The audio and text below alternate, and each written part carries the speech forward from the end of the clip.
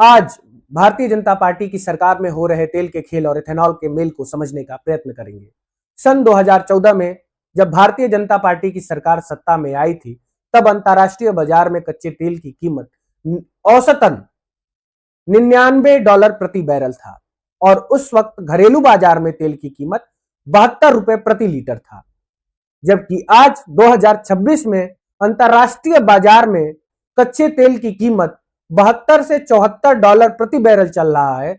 उस वक्त भारत में घरेलू बाजार में पेट्रोल के दाम ₹102 प्रति लीटर बिक रहे हैं और ₹102 प्रति लीटर में भी 20% एथेनॉल की मिलावट है।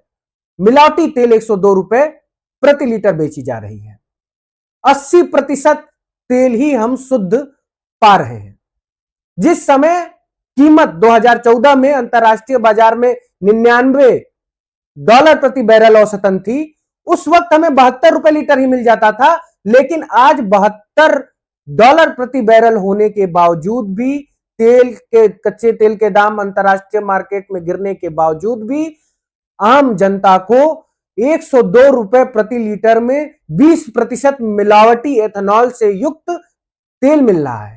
यह कितनी शर्म की बात है। भारतीय जनता पार्टी की सरकार रिफाइनरी कंपनियों के साथ मिलकर भारी मुनाफा कमा रही है और उसका परिणाम आम जनता को भुगतना पड़ रहा है। आम जनता के जेब से धन लूटा जा रहा है, महंगाई बढ़ रही है।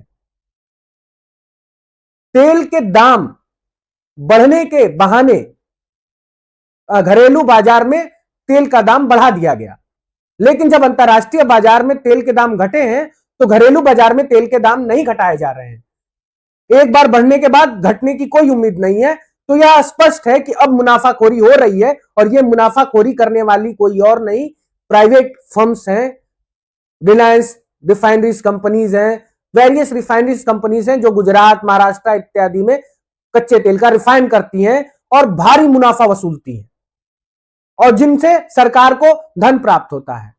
जब रूस यूक्रेन युद्ध हो रहा था उस वक्त भी तेल के दाम गिर गए थे। रूस पे प्राइस कैप लगने के कारण तेल का दाम कम हुआ था, तब भी भारी मुनाफाखोरी कमाई थी कंपनियां और तेल खरीदकर विदेशों में आयात कर रहे थे।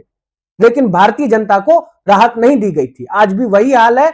जब अंतर्राष्ट्रीय बाजार में तेल की कीमत गिर गई है, $72 प्रति बैरल तक आ गई है, तब ₹102 प्रति लीटर का पेट्रोल मिल रहा है, वो भी 20% एथेनॉल के मिलावट के साथ मिल रहा है। और माननीय केंद्रीय मंत्री नितिन गडकरी जी यह बहाना देते हैं कि भारत में आयात ज्यादा करना पड़ता है तेल, इसीलिए हम भारत को आत्मनिर्भर बनाने के लिए एथेनॉल मिला रहे हैं।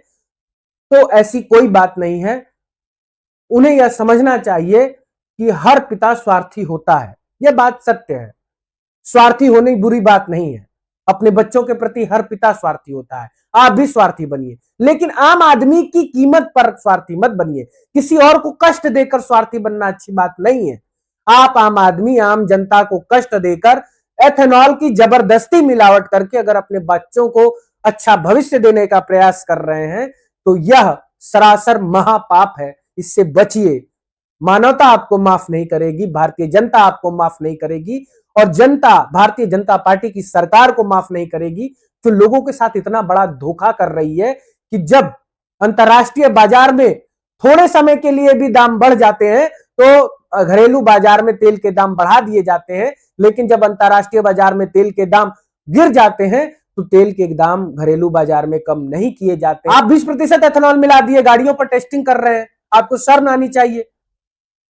आप झूठ बुलवाने के लिए 6 कंपनियों को बुलाते हैं, 6 में से 3 कंपनियां मना कर देती हैं और 3 कंपनियां झूठ बोलने के लिए आ जाती हैं, जिसमें मारुति सुजुकी है, हीरो है और टोयोटा है, और तीनों आकर झूठ बोलते हैं कि गाड़ियों पे कोई असर नहीं हो रहा है, जबकि प्रत्यक्ष रूप से आम आदमी महसूस कर रहा है कि उसके माइलेज गिर रहा है, भारी मात्रा में माइलेज की कमी आ रही है। माइलेज की कमी आने का अर्थ क्या होता है कि हमारे जेब पर बोझ पड़ रहा है। मिलावटी तेल से हमारे जेब पर बोझ पड़ रहा है। हमें वो तेल ₹102 नहीं, 160 और ₹167 पड़ रहा है। जो कांग्रेस की सरकार में 2014 में ₹72 लीटर पड़ रहा था, तब जब $99 प्रति बैरल तेल का दाम था। आज जब कच्चे तेल का दाम अंतरराष्ट्रीय बाजार में $72-74 प्रति बैरल हो गया, तब हमें ₹160 प्रति लीटर तेल खरीदना पड़ रहा है। हम किसको अच्छा समझेंगे? कांग्रेस की सरकार को ही तो अच्छा समझेंगे या आपकी लूटने वाली सरकार को अच्छा समझेंगे? माननीय केंद्रीय मंत्री जी को इसका जवाब देना पड़ेगा कि आप जनता के साथ धोखा क्यों कर रहे हैं, जनता के जेब पर भारी पड़ने वाली मुनाफाखोरी क्यों कर रहे हैं? आप अपने बच्चों के भविष्य को संवारने के लिए जनता को कष्ट क्यों दे रहे हैं? पिता स्वार्थी होता है, स्वार्थी होना अच्छी बात है, लेकिन ऐसा स्वार्थी मत बनिए कि किसी और को कष्ट देकर अपने बच्चों के लिए स्वर्ग स्थापित कर रहे हैं आप। एथेनॉल की कंपनियां सभी भारतीय जनता पार्टी की मुख्य रूप से कार्य कर रही हैं, जिसमें केंद्रीय मंत्री नितिन गडकरी जी के दोनों बच्चों की कंपनियां हैं। और 20% एथेनॉल की टेस्टिंग सफल नहीं हुई है, इसकी कोई रिपोर्ट नहीं है अभी तक प्रस्तुत की गई है। जो गाड़ी ग्राहक खरीदने जाता है उसके साथ भी कंपनियां एग्रीमेंट में यही लिखती है कि 10% तक एथेनॉल अलाउ है। आप 20% किस प्रकार से डाल दे रहे हैं? कंपनियों को बुलाकर इकट्ठा कर आप झूठ बोलवा रहे हैं। एक तो कच्चे तेल का दाम कम होने के बावजूद अंतरराष्ट्रीय मार्केट में आप घरेलू बाजार में तेल का दाम बढ़ाकर रखे हैं। 102 रुपए तक तेल बेच रहे हैं, उसमें भी 20% की मिलावट कर दे रहे हैं। गाड़ी तो खराब हो ही रही है, मिलावटी तेल भी लेना पड़ रहा है, तेल का दाम माइलेज भी गिर रहा है, खर्च बढ़ रहा है, 160 रुपए पहुंच जा रहा है 1 लीटर दाम तेल का। आदमी का जेब को प्रभावित कर आम आदमी को कष्ट देकर, पीड़ित और प्रताड़ित करके भारतीय जनता पार्टी की सरकार और भारतीय जनता पार्टी के केंद्रीय मंत्री सुखी नहीं रह सकते हैं। यह तेल का खेल और एथेनॉल का मेल पूरी जनता समझ रही है।